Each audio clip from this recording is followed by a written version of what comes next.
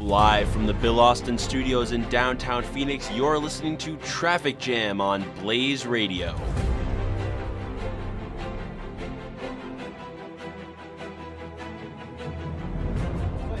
Everybody, I'm your host, Dominic Pasella, joined with my co-hosts, AJ Goncalves, Melanie Ochoa, and Noah Reed. And how's everybody doing today? How we feeling? Tired. Yeah. little exhausted, but I've saved my energy for the show, so I'm going to give you everything I got for the next half hour here. Yeah, just got back from fall break. I think we're all kind of feeling it, but yeah, let's get right into it. So I'm sure you guys all heard the news about Liam Payne, former One Direction member, one of the favorites, died at 31 today out of nowhere. Reports are that he fell from a window of his hotel room in Buenos Aires, Argentina today. He was seen early this month at October 2nd at Niall Horan's concert as One Direction crewmate. And what do you guys know about the situation? How are we feeling? Because this is insane. You know, I was a huge fan when I was little of One Direction, so this really is just completely heartbreaking. He died after falling from the third story of his hotel room, which is, like you said, which is just, again, heartbreaking. The police said the police said personnel from the 14B police station went to the hotel in the afternoon just today after receiving a 911 call about an aggressive man potentially under the influence of drugs and alcohol. The police statement did not identify the person as Payne, it should be mentioned, but he has also been previously open about his struggles with substance abuse. So yeah, it's just really, really heartbreaking, the entire situation. So Yeah, I think I was in Cronkite earlier, and I was looking at the TVs, and I just saw on all four TVs Liam Payne dead at 31. And then I go back to Gordon Commons, the dorm area where we live, and then everybody's talking about it. I'm waiting for the elevator, and it's just everybody's talking about it. It is just so weird to just happen so tragically, and rest in peace. Devastating. He leaves a 7-year-old son Bear behind. I can only imagine the pain his poor son's going through right now. I can only imagine. I send prayers to his son, actually. That's just a brutal way to go. I feel horrible for the family, and I just offer my condolences. I think that's the best thing I can do in the situation. Yeah, you touched on it, 7-year-old son. This is just something that you never want to see, and there's a lot of press that's going to come out of this, and I just like you said, sending thoughts, sending prayers to the family, the son, hopefully that, they can find, the support that they need through this tough time. Yeah, and I think it's upsetting for a lot of people. I mean, not only like his loss, and then I think a lot of people expected a One Direction reunion eventually, so his loss hurts. The ability or the inability to have that reunion it's all just tragic. yeah, of course. And he was expected to be touring later this year. He was originally going to tour last year in 2023, but he had to delay it due to some medical issues. So it is just genuinely heartbreaking with how many things he had planned and he died so young, he had like an entire future. So really just sending prayers out to his family and just sending wishes back to Wolverhampton, West Midlands, where he was born and where his family is currently at right now. Yeah, I can only imagine the devastation for the family. I mean, if I was a parent and my son died in this manner, I would just be devastated. I would just be shocked and sad. So, again, best thing we can do here is just offer our condolences to the family. Yeah, and I'd rather just move away from it. So do we want to just move into entertainment, AJ? Yeah, let's move into entertainment. I got to break something down. Joker 2, I don't go to the theaters that often, but for some reason I was motivated to go to the theaters this weekend to watch Joker 2. If you didn't go already, perfect. Don't go to watch this movie. It was a flat-out disaster. It's a box office train wreck. It's already going to be available on digital platforms October 29th. The release date for the film was October 4th, and right now the film has netted $120 million. My mic go out? I can't. No, you're all good. Okay, all just. I went to the film. I went to go see it on Saturday, straight out. I wanted to go check it out. I personally, just had to leave. I left the film about 60 minutes in. I wish anyone the best if they go to watch it. Right now, the film has netted $120 million on a $200 million budget. So that sounds like a losing economic plan to me, and I wish them nothing but the best for Joker 2. Personally, wasn't really worth my watch, but I maybe someone else will have a different taste on it. Yeah, I don't really know. I don't know where you're going to find that support for the movie because my aunt I went home a week and a half ago and visited with my aunt, and she had, she wanted to go see this movie for her birthday. So she and my dad went and came back sorely, sorely disappointed. Just felt that, for all the hype, all the story, especially after the first movie was, pretty solid, that it just, it didn't pan out for her. And I'm actually not watched either Joker movies, so I don't really have a stake in this, but from what I've seen just on, fan response, obviously the budget speaks for itself. So just a little disappointing. I feel like this year's kind of been hit or miss with movies. You kind of had some good ones mixed in there with, just some like downright, not great films, unfortunately, this year. So it's been hit or miss for 2024 cinema. Yeah, of course. And I do just want to give credit to Lady Gaga, even though that there were many, many things in this movie that, of course, personally, me and a lot of people, both online and critics, there was a lot of issues with the movie, genuinely. But Lady Gaga, she really, really played Harley Quinn to a T. Of course, I'm a huge DC fan. So I do want to give her that credit. Of course, the music from her specifically in the movie was amazing. But yeah, no, in comparison, especially to the first movie, this one fell flat. That's the only word I can personally describe it as. So, yeah. Yeah, I haven't seen yet. I can't really give an opinion because I haven't seen or heard much about it, which might not be a great thing if I'm not really hearing anything about a movie that was supposed to go crazy in the box office this fall. But yeah, anyway, something that is kind of going crazy on Netflix right now, the Starting Five show on Netflix featuring LeBron James, Anthony Edwards, Jason Tatum, Jimmy Butler, and Domantas Sabonis. AJ, do you want to talk about that? Yeah, I watched the first episode, and they really focused in on LeBron James, Jimmy Butler, Jason Tatum, big names in the NBA world. It really went in depth with LeBron James. I watched the first 30, 35 minutes of it. It really went in depth about LeBron James, and it really talked about, his minutes restriction that he was on. If you know LeBron James, he does not like a minutes restriction. That's the first thing he'll tell you right now. It talks about him and his personal life with his kids and how Bronny James, his son, got into a huge health scare during that season. So it really just dives into the life of LeBron James, and it can be a complex life for him, especially a guy like that who's just so popular. It really shows a different side of LeBron. Yeah, he is likely the most famous man in America, besides maybe political figures. So it's really interesting to see that deeper view of them. The NFL did something similar with the show Quarterbacks, and I think Wide Receivers was another this summer. So I haven't watched yet. I definitely will. I have a plane ride home. I'm going back to Michigan tomorrow. So probably going to watch it then because I'm really excited for it. Yeah, big Sacramento Kings fan here. So I'm Domantas Sabonis brings such a personality to the court. He's, you always see him on the Instagram reels where he's making faces. He's, datting up the team. He's, doing all these things that just bring so much energy out to Sacktown. So I'm definitely, going to dive right into this episode when I have some free time because we're back again into the thick of things for school here. Forgot to mention Anthony Edwards is also on the show too. Just the starting five. We said the other four, so I figured I had to throw his name in the pot. Yeah. Yeah, no, I personally haven't watched it yet. I mean, I love seeing shows that go behind the scenes a little bit within the NBA. Of course, these players, I personally don't follow them. Of course, minus LeBron. You can't really not follow LeBron. Again, he's, like you guys said, he's probably the most famous person in America right now.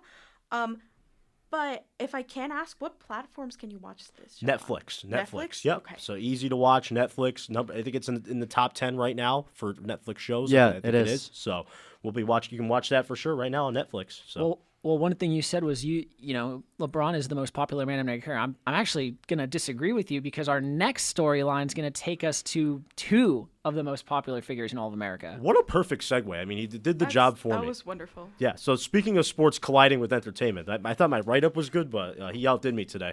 Travis Kelce, Taylor Swift continuing to dominate the headlines. On Monday, Swift and Kelce were seen at Yankee Stadium for Game 1 of the ALCS. And today, Travis Kelce's game show on Amazon Prime, Are You Smarter Than a Celebrity? It premiered today. The show's a spin-off of the popular game show, Are You Smarter Than a Fifth Grader? Again, Travis Kelce, this guy was just a football player for a long time. People knew him. He was obviously popular. Excellent tight end for the Kansas City Chiefs. He starts to date Taylor Swift here, and his status just picks up. And now it seems like you can't avoid Travis Kelce or Taylor Swift at this point. I was wondering if you guys had any thoughts on Travis Kelce's, his rise here with Taylor Swift, the relationship, how things are going, and maybe your perception on Travis Kelce with Taylor Swift. I mean, honestly, I think Travis Kelce dating Taylor Swift and stuff, it really, really brought football generally to the attention to a lot of people who wouldn't originally have paid attention to it. I mean, personally, and I don't even really listen to Taylor Swift, but as soon as she started dating him, like all eyes were on, of course, his team. So it's just very interesting to see so many people like me like finally starting to watch football and stuff because of this couple. So it's really interesting to me. What about you guys? Yeah, I felt like my worlds kind of collided because last summer, before she started dating Travis, or Taylor started dating Travis, I finally got into Taylor Swift because I was just talking to this one girl and she would not shut up about Taylor Swift. So I'm like, okay, all these girls are obsessed. I had to see the reason why. I started listening to Taylor. I still love listening to Taylor. I'm a bit of a Swiftie, so it was just weird. My worlds kind of collided with football, and I was already like a Travis Kelce fan. I listened to his podcast with his brother, and I feel like the podcast with his brother is really what helped him take off because New Heights is a really big show. If you haven't listened, Jason Kelce and Travis Kelce chopping it up. It's awesome. So, it was really cool to see like Taylor Swift in the realm of football, and I feel like a lot of football fans got sick of seeing her on their screens, which is fair because CBS, every time that the Chiefs did something, it would shoot the camera to Taylor Swift. But that's not her fault. It is the technical director's fault for being so obsessed. Well, you got to imagine that this relationship is the greatest thing that the NFL has had within the last like 2 decades. For them, right? I mean, you look at the Super Bowl ratings, and every time I go back to this, it was what you gain an extra 20 million viewers. That doesn't just appear out of thin air because as much as I would love to say that a Niners, Chiefs Super Bowl would have been like all the rage, it was that I call it the Taylor Swift effect. So I think it's fun. I'm kind of in the same boat as you where I've gotten kind of into Taylor Swift. Some of the music I listen to, like I respect her as an artist. Not my favorite artist, but it's just cool to see, what that like celebrity stardom can do when, two massive forms of entertainment collide. So speaking of sports, I'm going to hand it over to Dom. He's going to talk about ASU football. Dom, take it away. Yeah, ASU football. Big weekend. If you haven't heard, then you must be under a rock because ASU football defeated number 16 ranked Utah this past weekend, an upset that shocked fans at ASU and all across the country. ASU students were quick to rush the field after the game, with this being the Sun Devils' first win against a ranked opponent in 2 years. Were you guys there? Did you rush the field? How was it? What was that feeling? I absolutely did not rush the field. What? I brought my camera with me to take pictures because Okay. I was told that it was going to be a really, really like cool game. And then as soon as somebody told me that like one of the people that I was sitting next to, they told me that they were going to rush the field, and I immediately just took a turn to exit because I'm not bringing my camera. It was a very wonderful game though. Honestly, it was worth storming the field for. So. Yeah, I was there. And allegedly on the field, nothing cannot confirm or deny, but the energy was cool. I think the phrase that was echoing was, ignite the valley, and everyone chanting Kenny. That was really cool just to be there for that. And I mean, the energy, the presence that was there was so cool when we were in that second quarter. But then when Levitt goes down, oh my gosh, the entire stadium fell completely silent. It felt like the air got sucked out of the room. Oh my gosh, it did. And I was just thinking in my head, I was like, oh, this is it. This is how ASU season ends. And he came back out, and obviously now knowing what we know, rib injury unfortunately is going to kick him out of the game this weekend against Cincinnati, which is just beyond frustrating. But to play through a rib injury, I mean, he's a trooper. He's a trooper. I was here breaking down the game, pregame, halftime, and postgame, so unfortunately I couldn't rush the field as much as I would have wanted to. But when I think of the word aura now at ASU, Kenny Dillingham, his name's coming up, and Scatabo, his name's coming up as well. Those two are just phenomenal at what they're doing right now. And Cam Scatabo, quickly, he's getting some Heisman recognition. He definitely should be, at least somewhere up there. I think Heisman is a stretch, but you look at it, this is big news for ASU because like the program just fell flat for a few years before finally being on a comeback. This is their first win against a ranked opponent in 2 years. I don't know if I said that, but it was 2 years ago against, I believe, 18th ranked Washington. UCLA. 2020 against the 20th ranked UCLA. But you're close. You're close. Oh, yeah. I thought they got one 2022 as well. I'm pretty sure. No, I don't know. We'll fact check it later. Yeah. Someone fact check. Yeah, 2022 against number 21 Washington. Okay. Yes. Okay. Anyways, I'm sorry. Back to the story. ASU running back Cam Scatabo, who you were just talking about, named Big 12 Offensive Player of the Week, and linebacker Caleb McCullough was named Defensive Player of the Week for the Big 12. So ASU finally getting recognition. They're finally looking to be on top of the conference after being predicted last in the coaches poll. So that's always exciting. And yeah, very exciting for ASU. Another thing that's exciting, the WNBA finals are going on right now. I don't know if you've heard, but it's a close matchup. The score is 35-46. It is the third quarter right now. 37-46. Score just updated. The Lynx are winning, but the series is tied 1-1 in a best of 5. I don't know if you've been watching the series at all, but WNBA is finally starting to heat up. It's becoming more of a national market, which is good. The game is growing for women's basketball and basketball as a whole. And yeah, I think Caitlin Clark has a lot to do with that. And it's definitely just exciting. As a person who's been a fan of women's basketball for about 4 years now, it's cool to see the game get recognition. And I wanted to know your thoughts. Yeah, it's very nice. I think as much as Caitlin Clark has, grown the sport, obviously, there's some players in the WNBA that can just flat out ball. I'll just look at it from a New York perspective. Sabrina Ionescu, I had her on my WNBA fantasy team. Okay, I did it this year for the first time, and she's really become one of my favorite players in the WNBA. But also Angel Reese, very interesting in the WNBA. Her rivalry with Caitlin Clark in college, now in the WNBA, that's fascinating to watch as well. So props off to the WNBA. Fantastic season. Yeah, speaking of Sabrina, I was a fan of her back at Oregon, and now I just got it in the mail. I got an Oregon Ducks Sabrina Ionescu jersey. It's fake, obviously, but still really cool. I got her Sabrina 1 sneakers for basketball. She's definitely my favorite player in the league and has been since she was in college. Yeah, no, as somebody who's, of course, all my life, I've been following, the WNBA.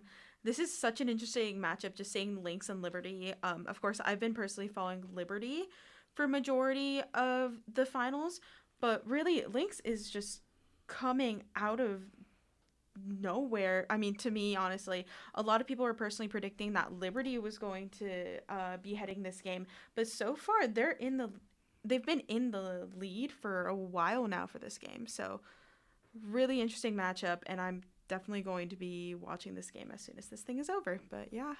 Yeah, most definitely. It's been a fun series. I personally, like I said, I'm a big Sabrina fan, which kind of makes me a Liberty fan. So I have the Liberty winning the series. This game, not looking so good, though. And anyways, going to shift it to NFL. Star wide receiver Davante Adams, who we just talked about, I believe, last week. Excuse me. Just got traded to the New York Jets. I've been having a cough for a couple weeks. It will not go away. Anyways, Davante Adams to the New York Jets, reuniting with quarterback Aaron Rodgers. And this comes just a week after head coach Robert Saleh was fired from the Jets. What's your guys' take on that? Do you think Saleh, was he rejecting Davante Adams and Rodgers was like, okay, I want this head coach gone, so now I can have my wide receiver? I think it was a matter of time before Davante Adams went to the Jets. I think it was just more of a cap issue more than anything else. They wanted to restructure some money there, which they eventually did today. So props to Davante Adams, and he gets back with his quarterback, Davante Adams and Aaron Rodgers. It's just a perfect combination. It's like a cheeseburger, and you're adding ketchup to it, right? And that's what the Jets are right now. You just add an extra flavor to this Jets offense, and Davante Adams is going to be a stud with Garrett Wilson on the outside, and then Breece Hall at the running back position. I'm looking for the Jets to be a big player in the AFC this year. Yeah, it absolutely shakes up, like you said, the AFC standings. And, football's taken a couple of major turns this last couple of weeks. It's been, very, very interesting to watch things unfold and curious to see where this turns out. Yeah. Anyways, Melanie, do you want to take us into international news? Because there's some big stuff going on. Yeah, of course. So really, we have one major story today. Colonel Assimi Goïta, head of the military junta in Mali, appointed himself to rank of army general earlier today. Of course, for context, the military junta originally seized power back in 2020.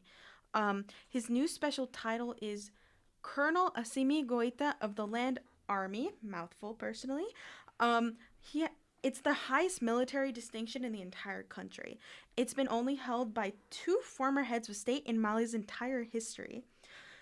This, of course, comes as a sign that Goïta has no intention of ceding power back to the people of Mali, which is raising concerns to a lot of their neighboring countries over in Eastern Africa. The announcement was made by the Council of Ministers on the government's website, and the announcement also included the promotion of 5 other colonels, including Colonels Sadio Kamara, Malik Diaw, Ismael Wagowe, and Modibo Kone, and Abdoulaye Maiga. Apologies if I mispronounced any of that. But really, this all happened just today, this morning. What are you guys' opinions on it? Personally, I don't know. Noah? there's so much going on in the world right now within, politics, with military. I feel like it's hard to keep everything at this point all straight. So this is just another card already in a complicated house of cards. Yeah, I guess that's one way to describe it. Melanie, do you have any like personal thoughts on the issue? Like I'm more listening to the folks here on the set. That's more my preference here on this one. Oh yeah, of course. It really just the main part of this story that's concerning everybody is the fact that it's basically like a clear sign that he really has no like intention of like giving back the power to the people. So really, just generally, it's really bad news that just came out today from Mali. Of course, my wishes go out to the people over there. Any people who have family in Mali, my prayers are with you. But of course, let's move on to local news. Noah, do you want to take the steed? I mean, guys, after 3 straight weeks of record-breaking heat, we can finally embrace a bit of cooler weather, because yesterday the highest recorded temperature was only 99 degrees.